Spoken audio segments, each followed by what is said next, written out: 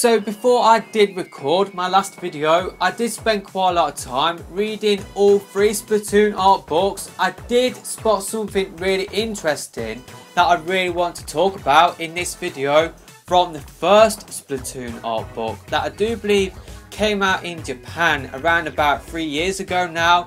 I think it did come to the West maybe a year later, so this isn't really news. It's not really new news, if I can call it that. I'm sure you guys have heard about this sort of stuff before, but I haven't seen this before I did do my research for my last video, so I haven't talked about it yet. So I really want to have the opportunity to talk about the 2 things that I did find really interesting from the first Splatoon art book. So the first thing I want to talk about is a cut gameplay mechanic where there would have been toilets around the stage, and basically those toilets would have teleported you to other toilets around the stage.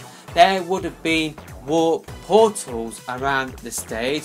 I'm not really sure my sort of feelings towards that. It definitely does sound really cool on paper, but as someone who likes to control the flow of the stage, I like how basically in Splatoon you pretty much know where the enemies are coming from all of the time, just because they have set spawn points obviously, so it can get quite easy to work out where the enemies are coming from. I think having warp portals around the stages, toilets, like having them as toilets, definitely is an interesting idea, but I'm not really sure whether I would have been a fan of it. So like if you got one warp portal on your side of the stage and maybe it could take you straight to the middle of the stage. Yeah, I'm not really sure how I feel about that, especially if there was going to be warp portals that would have put you behind the enemy.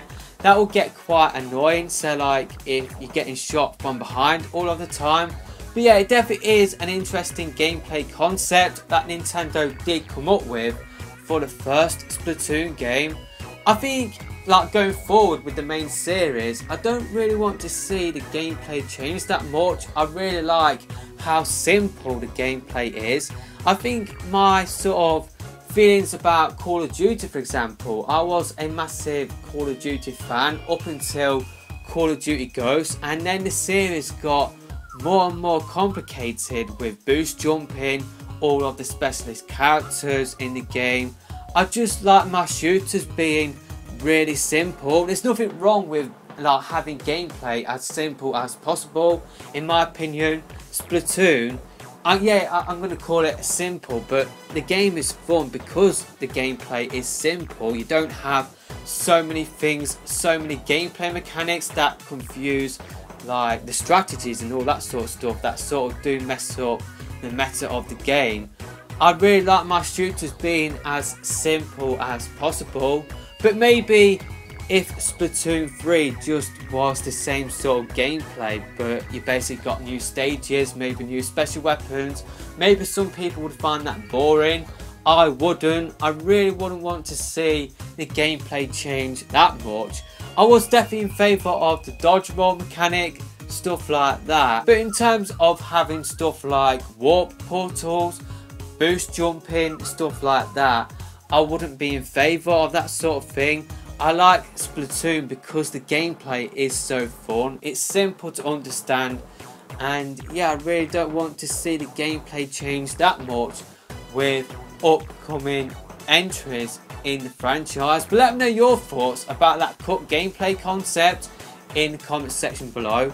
Maybe it could have made for an interesting game mode. Maybe it wouldn't have been in the whole game itself, but maybe it could have been an interesting game mode.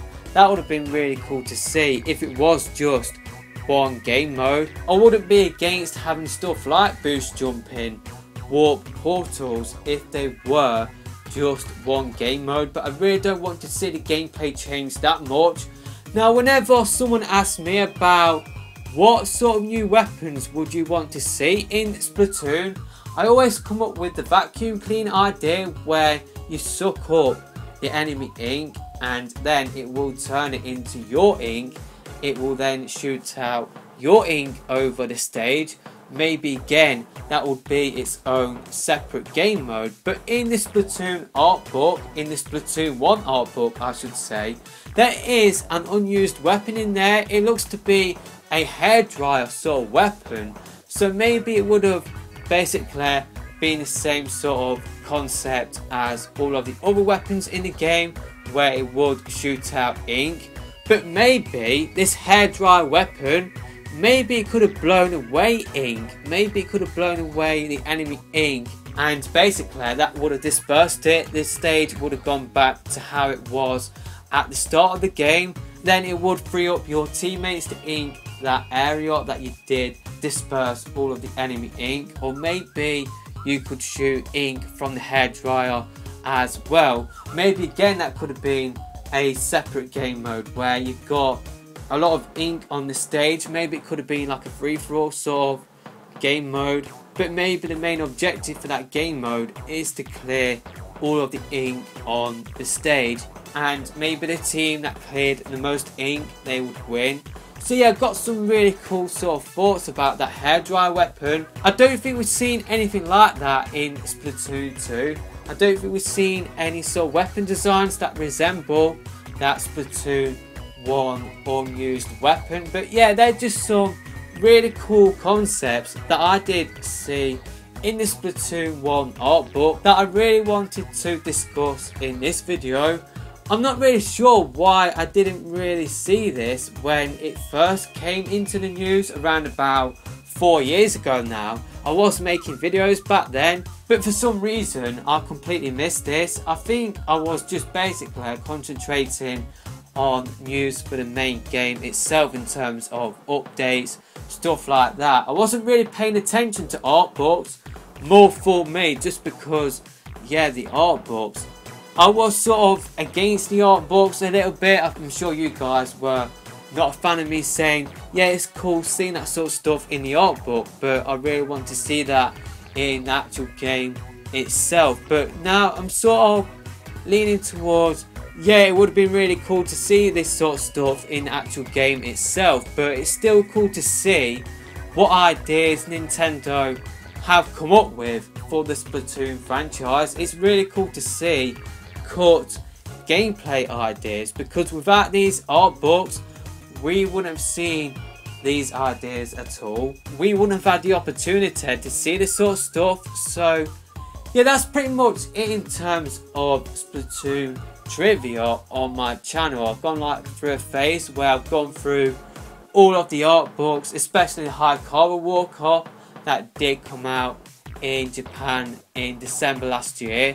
I've gone through a phase where I've gone through all of the art books, and yeah, I think that's pretty much it now in terms of me going through all of the art books. I definitely did find making those videos really interesting. Hopefully you guys found them interesting as well. But yeah, that's pretty much it in terms of covering all of the trivia sort of stuff from the art books. So yeah, now pretty much what I will be doing is covering any news that will be coming out for Splatoon 2. Now I will be concentrating on making something a little bit different for the channel in terms of Splatoon 2 as well. But yeah, that's pretty much it for this video, and I will see you on the channel in another video soon, hopefully.